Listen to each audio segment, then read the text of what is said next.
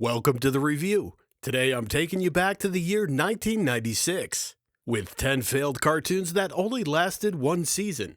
Leave a comment below with which one of these you remember, which ones deserved a longer run, and which ones should stay buried forever. Number 10, Sigfried and Roy, Masters of the Impossible. When the dust demons are swept from the hearth, and the kindling's been set aplace, the mages sit by the fire and recall a once magic world called Sarnoti. Based on the famous Las Vegas magic duo known for their extravagant illusions and White Tiger and Lion Axe, this animated series took their real-life personas and dropped them straight into a fantasy world. The show follows Sigfried, the master illusionist. I used to be somebody.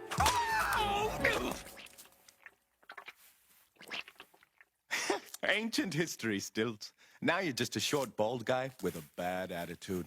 And Roy, the animal trainer, along with his white tiger named Manticore.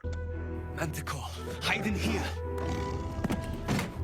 The trio meet in a mystical kingdom and team up to battle evil demons using a combination of stage magic and animal-assisted heroics. Because why not? Produced by Geeker Productions, the series premiered on Fox Kids on February 19th, 1996. It was originally meant to be a direct-to-video animated movie, but instead got chopped into 4 episodes, with hopes it could lead to a full series pickup. In fact, Sigfried himself confidently told the Las Vegas Sun, "This is only the beginning." Alas, my public will not wait. Unfortunately, it wasn't. The show failed to attract enough interest to justify its extremely high production cost, and the planned expansion never happened. And in one of the strangest and most tragic footnotes in cartoon history, Manticore, the white tiger featured in the series, was the same animal involved in the infamous 2003 onstage incident that effectively ended their performing careers. The duo later stated the incident was an accident, claiming the tiger was simply trying to help Roy. It's a surreal reminder that sometimes reality ends up far stranger and darker than any cartoon storyline. Number 9, Richie Rich. Reggie is a little snitch. Everybody's ready for some fun. Come on, let's join Richie Rich. Based on the classic Harvey Comics character, Richie Rich follows the poor little rich boy himself, the only child of the absurdly wealthy Rich family. But don't worry, the show makes it very clear that while Richie has unlimited money, his real wealth is the friends he makes along the way. The series focuses on Richie's adventures with his usual crew, including his girlfriend Gloria, his robotic maid and bodyguard Irona, his loyal dog Dollar, and the ever-useful inventions of Professor Keenbean. Whenever trouble pops up, Richie doesn't throw punches. He throws money, or gadgets, usually both. Premiering in syndication on September 14th, 1996, the show ran for a single 13-episode season.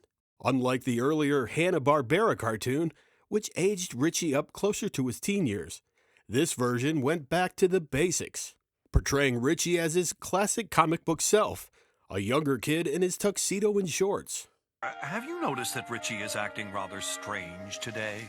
No. Strange? How? Where'd you get that rag? Did Ronald McDonald have a yard sale? The series also padded out his runtime with select Harvey Toon shorts, including the Harvey Girls and Herman and Catnip, making it feel like a mini retro animation showcase. It didn't last long, but for fans of classic Harvey comics, this version of Richie Rich felt like a faithful throwback. Number 8, Bruno the Kid. Time for kids games, no time for girls. Helping the good guys, saving the world. Call up Bruno. Yeah, call up the kid. Yeah. Bruno the Kid answers the age-old question, what if a top-secret super spy was an 11-year-old? Co-created and developed by Bruce Willis, the series follows Bruno, a kid who somehow becomes the #1 agent for a global espionage organization that has absolutely no idea how old he really is. Each episode revolves around Bruno juggling a double life, saving the world by day, doing homework by night, while desperately keeping his spy career hidden from his parents, teachers, and friends. It's James Bond meets Recess. And then there's the voice cast, which is absurdly stacked. Bruce Willis voices Bruno himself, backed up by Tim Curry, Ed Asner, Ed McMahon, Frank Welker, and Bronson Pinchot. That's not a cartoon cast, that's an award ceremony. Now, here's something that no one should be without. Wow. A pocket flashlight. Did this come with some Cracker Jacks? The series premiered in syndication on September 23, 1996, as part of the Bobot Kids network block, and ran for a single season of 36 episodes. Despite strong reception and praise for its originality, the show didn't return, mainly due to its high production costs. Fans who remember Bruno the Kid often say it was ahead of its time, packed with clever humor and surprisingly sharp writing. Sadly, the only toys released were a handful of kids' meal giveaways from Wendy's, because even super spies aren't immune to budget cuts. Guess where the other laser's going?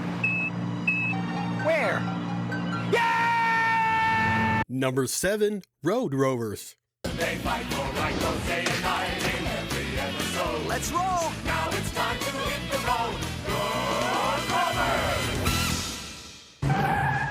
Road Rovers is one of those cartoons that sounds like a parody, but was played completely straight.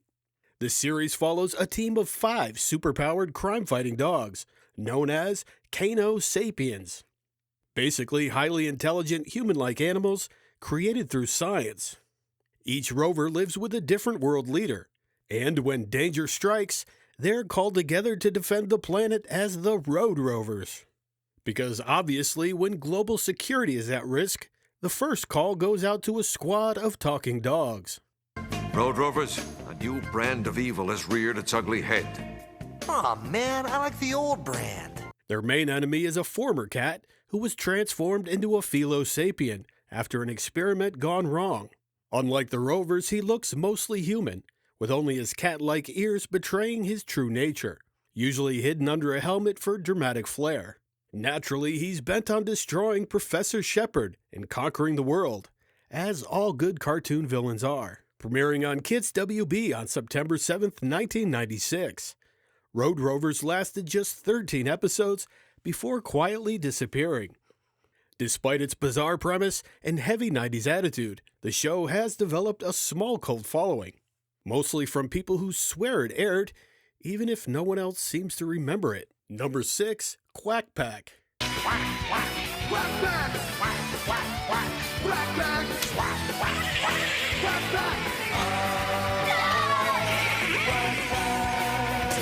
Quack Pack was Disney's attempt to give Donald Duck a much-needed 90s makeover.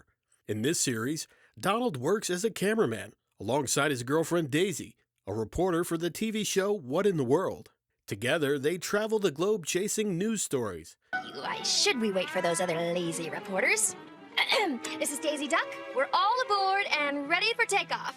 With Huey, Dewey, and Louie now aged up into full-blown teenagers. Hey there, Kate. What a surprise to see you here. Unlike DuckTales, which took place in a world populated almost entirely by anthropomorphic animals, Quack Pack leaned back into the classic Donald Duck shorts, where Donald would interact with humans. That shift gave the show a very different tone, more grounded, more sitcom-like, and definitely more mid-90s. And now, gentlemen, it's showtime! Debuting on September 3rd, 1996, as part of the Disney Afternoon, the series followed the success of Goof Troop and ran for 1 season. While it didn't reach the heights of DuckTales, Quack Pack is remembered today as a pure 90s time capsule, complete with attitude, slang, and 3 nephews who finally had distinct personalities, instead of acting like a single hive mind. Number 5, Project Geeker.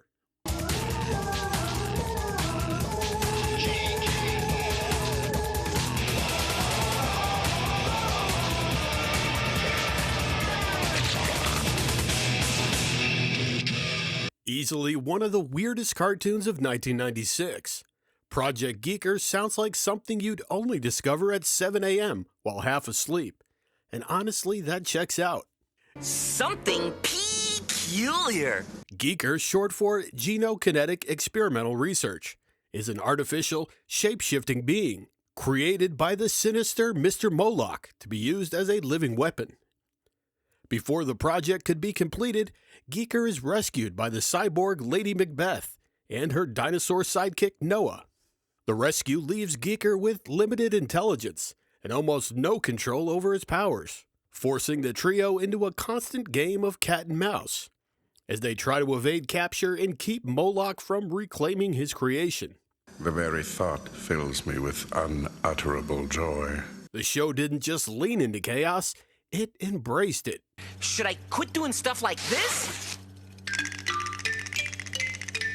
The voice cast is a greatest hits album of 90s animation royalty. Billy West, known for Doug, Ren and Stimpy, and Futurama. Cree Summer from Tiny Toons and Rugrats. Charlie Adler from Rocko's Modern Life and Ah Real Monsters.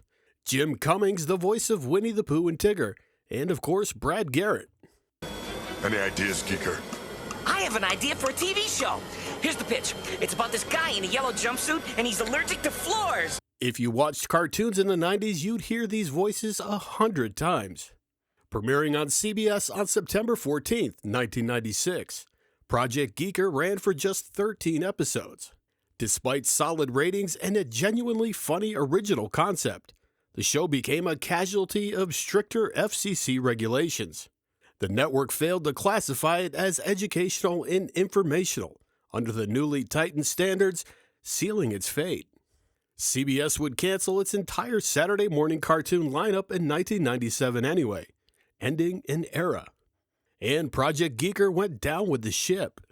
Number 4, Mortal Kombat, Defenders of the Realm. Driven by purpose and bound by honor, these are the Defenders of the Realm. Based on the massively popular Mortal Kombat fighting games, Defenders of the Realm acted as a strange hybrid. Part alternate sequel to the 1995 live-action film, and part adaptation of Ultimate Mortal Kombat 3. The result was a Saturday morning version of a franchise best known for ripping spines out. The series follows a team of warriors, assembled by Raiden, to defend Earthrealm from invaders pouring in through interdimensional portals. Operating out of a secret base, Raiden and Nightwolf monitor portal activity, while the fighters scramble into action, often flying into battle aboard dragon-shaped jets. Because if you're going to sanitize Mortal Kombat for kids, you might as well give them cool vehicles. One major contribution the show did make to the franchise was the debut of Quan Chi, a character who would go on to become one of the series' most important villains in the games. That alone gives the cartoon a permanent footnote in Mortal Kombat history. Premiering on September 21st, 1996, as part of the USA Network's Action Extreme Team Block, right after Street Fighter the Animated Series. We've got Street Fighter, Wing Commander, Mortal Kombat, and Savage Dragon. 4 shows that will rock, roll, stomp, chomp, and blow you out of your seat. They're all new, all original, all action. The show lasted just 13 episodes. Fans of the games were not impressed, criticizing the toned-down violence, muted action, and kid-friendly approach to a franchise built on excess. Without the blood, fatalities, or edge, Defenders of the Realm didn't stand a chance, and it quietly vanished after just one season. Number 3, Mighty Ducks, the animated series.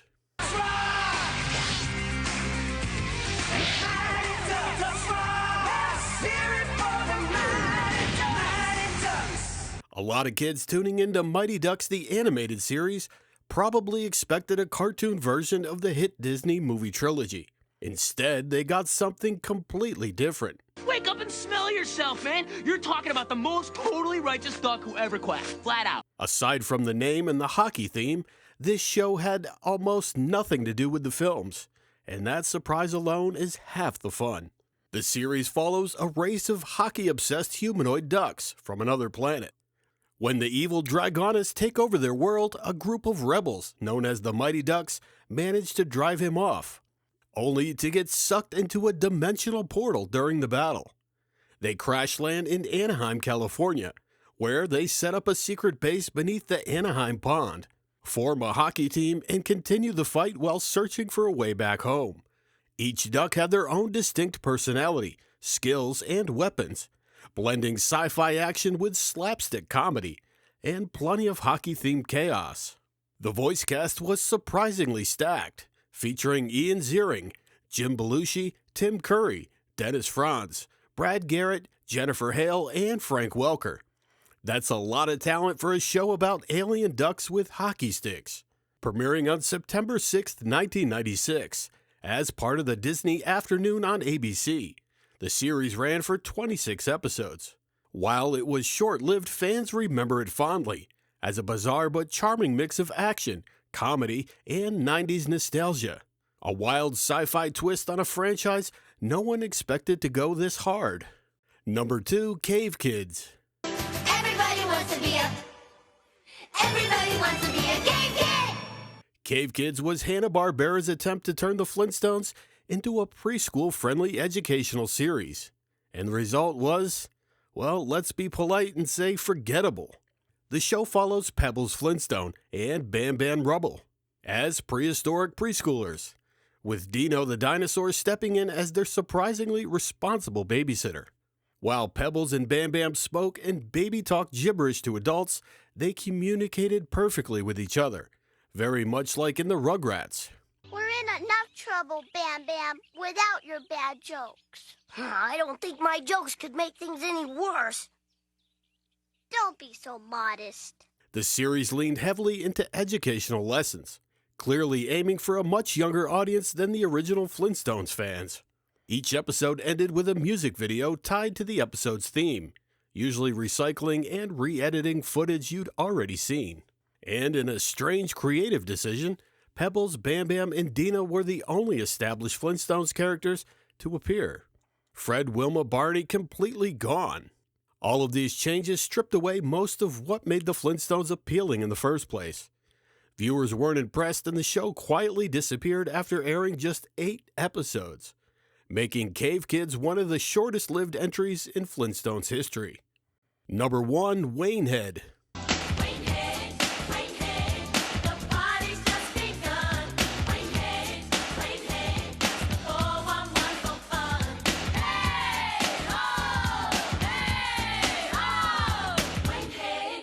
Created by Damon Wayans, Waynehead was one of the most personal and unconventional cartoons to hit kids WB in the mid-90s. The series followed Damie Wayne, a young boy growing up poor in the Chelsea neighborhood of Manhattan while dealing with a club foot, a story inspired directly by Wayne's own childhood. Instead of leaning on slapstick or fantasy, Waynehead focused on imagination, resilience, and growing up in a tough environment, using Damie's daydreams as an escape from his real-life struggles. That made it very different from most cartoons airing at the time, and possibly why it didn't last. The voice cast was stacked, featuring Orlando Jones, Marlon Wayans, Shawn Wayans, Kim Wayans, Gary Coleman, and John Witherspoon, giving the show serious comedy credibility. Premiering on October 19, 1996, the series lasted just 13 episodes. According to Damon Wayans, Warner Brothers told him the show wasn't black enough and wasn't funny enough to keep on the schedule, while the network later claimed it simply suffered from low ratings. Despite its short run, Waynehead is remembered fondly by many viewers for being honest, heartfelt, and ahead of its time, making it one of the most unfairly forgotten cartoons of the 90s. As always, thanks for watching, and if you've enjoyed this video, please subscribe for more videos just like this.